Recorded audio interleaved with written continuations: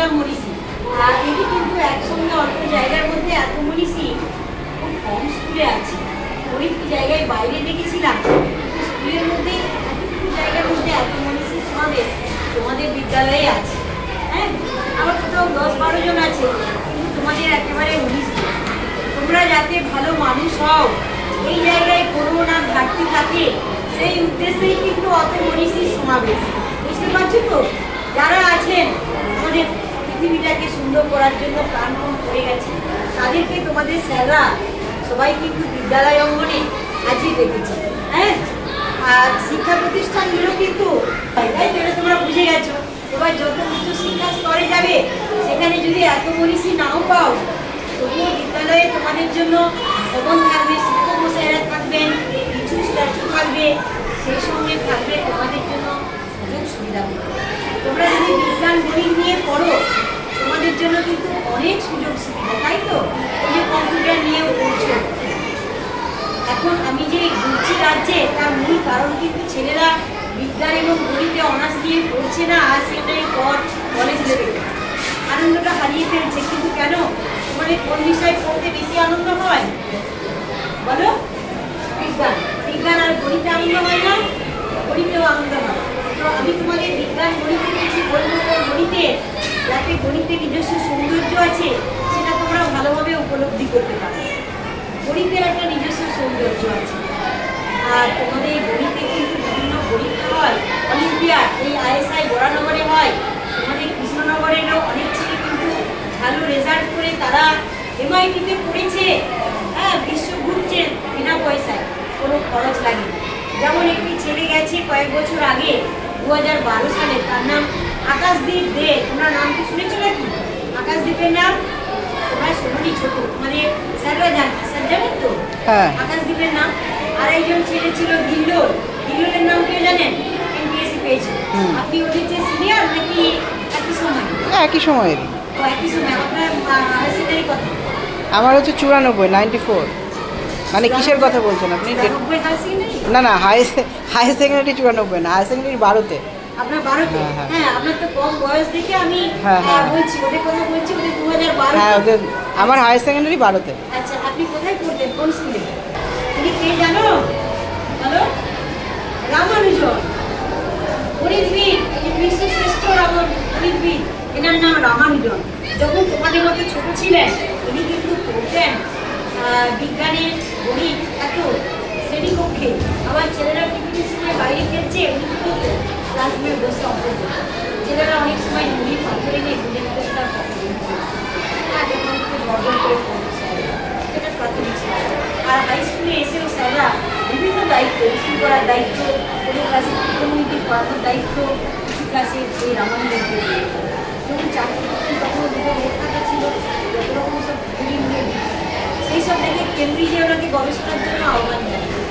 ওনার যে বন্ধু ছিল টমাস হ্যানি, সেখান থেকে উনি PhD লাভ করেন।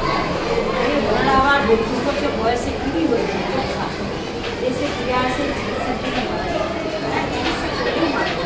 তো উনি যেগুলো আবিষ্কার করে নিয়ে গেছেন, তার অনেক কিছুই সমাধান নেই, বুঝতেও পারে না মানুষ।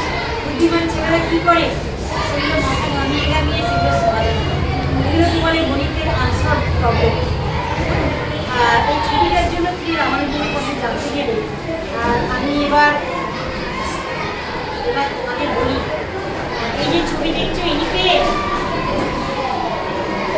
হচ্ছেন সত্যেন্দ্রনাথ বসু, তাই তো? আমাদের পশ্চিমবঙ্গের কিন্তু বিজ্ঞানী। আইনস্টাইনের সঙ্গে কাজ করেছিলেন। আর যে একটা সমীকরণ থেকে বোস আইনস্টাইন সমীকরণ, মানে একটা সমীকরণ আইনস্টাইনের উপরে কাজ করে। আর এই যে দেখছো, ইনিকে বলো। হ্যাঁ, আচার্য প্রফুল্লচন্দ্র রায়, ভারতবর্ষের প্রথম রসায়ন বিজ্ঞানী। তিনি কি করেন? ভারতবর্ষের প্রথম ওষুধ কারখানা স্থাপন করেন। কোথায় সেটা? কলকাতার বেঙ্গল কেমিক্যালে। নাইট্রাইল যৌগ আবিষ্কার করেন এবং এই সংক্রান্ত অনেক কিছু আবিষ্কার করেন। সবার চেহারা দেখে বুঝতে পারছো সন্ন্যাসীর মতো। তিনি বিজ্ঞানী হয়েও সন্ন্যাসীর মতো জীবনযাপন করেন এবং নিজের জন্য খুব কম খরচ করেছেন। ছাত্রদের দিয়ে দিলেন, আবার মানব সেবার কাজে দিয়ে দিলেন, দুর্ভিক্ষ বন্যা হিসেবে কাজ। এই যে ছবি দেখছো, ইনিকে এখানে ছবিটা দেখতে পাচ্ছি না। এদিকে বলেছিলেন গাছেরও প্রাণ আছে। পরে গবেষণা করে আমার বলেছিলেন যে জড়েরও প্রাণ আছে, তাই তো? জড়েরও প্রাণ আছে। আর জড়ের তো অনেক রকম গবেষণার করতে। আর এদিকে নাকি জানো, হ্যাঁ এদিকে করেছিলেন দূরবীন আবিষ্কার করেন। আচ্ছা পরে তোমাদের নিয়ে গেলে আরে দেখো রবীন্দ্রনাথের নাম প্রসঙ্গে বললাম, তোমরা কিন্তু আইনস্টাইনের নাম জানো, গ্যালিলিওর নাম জানো, কিন্তু যেগুলি জানো না সেগুলি কি আমাদের যারা ভারতবর্ষের বিজ্ঞানী, তাদেরকে তো জানতে হবে। ওনারাও কিন্তু কোনো অংশে কম নয়, তাই তো? আর ওনার কি নাম বললাম আবার বলি, হ্যাঁ ইসরো, ওই যে ভারতবর্ষের যে মহাকাশ গবেষণা সংস্থা ইন্ডিয়ান স্পেস রিসার্চ অর্গানাইজেশন, যেটা আমি প্রতিষ্ঠা করেছিলাম, হ্যাঁ সবই তিনি।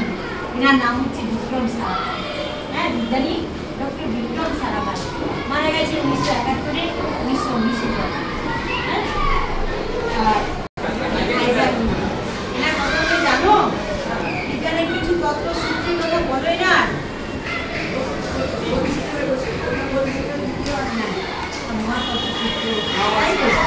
আছে আর কি জানো, এনার নাম মেঘনাদ সাহা। হ্যাঁ বললাম মেঘনাদ সাহা। আর ইনিও কিন্তু আমাদের পশ্চিমবঙ্গের একজন বিজ্ঞানী, ভারতবর্ষের শ্রেষ্ঠ বিজ্ঞানী। উনি Indian association for the cultivation of সায়েন্সে গবেষণা করতেন, অধ্যাপনা করতেন। আর এনাকে 2বার নোবেল দেওয়ার কথা হয়েছিল। সত্যেন্দ্রনাথ বসুকে 3বার নোবেল দেওয়ার কথা হয়েছিল, কিন্তু আমাদের দুর্ভাগ্য পাননি। আর জগদীশচন্দ্র বসু নিজের বেতার আবিষ্কার কিন্তু প্রকাশই করেননি, আর অন্যজন যিনি প্রকাশ করলেন তিনি নোবেল। আমাদের আমাদের দুর্ভাগ্য, তাই তো? আর তিনি যখন অধ্যাপনা করতেন এই যে Indian association for the cultivation of science, তখন ছিল বউবাজার। সেখানে একজন বিজ্ঞানী দক্ষিণ ভারতে মাদ্রাজে জন্ম, এই রামানুজনের সঙ্গে একই বছরে 1888 সালে তিনি আমাদের পশ্চিমবঙ্গে কলকাতায় আসেন চাকরি নিয়ে, সরকারি বড় চাকরি, অনেক বেতনের চাকরি নিয়ে। এসে এই যে Indian association for the cultivation of সায়েন্সের পাশ দিয়ে যেতে যেতে এখানে গবেষণার কথা পাবেন। তখন যিনি ব্যক্তিত্বে ছিলেন আশুতোষ মুখার্জি, তার সঙ্গে কথা বলে আর উনি ওখানে গবেষণা করার সুযোগ পেলেন। তারপর অনেক ছেলেরা ভর্তি করে পড়লো, ছেলেদের পড়ার জন্য ওনাকে অধ্যাপনা করতে বললেন, তাহলে পড়াতে। উনি কী করলেন, সেই বড় বেতনের মোটা বেতনের চাকরি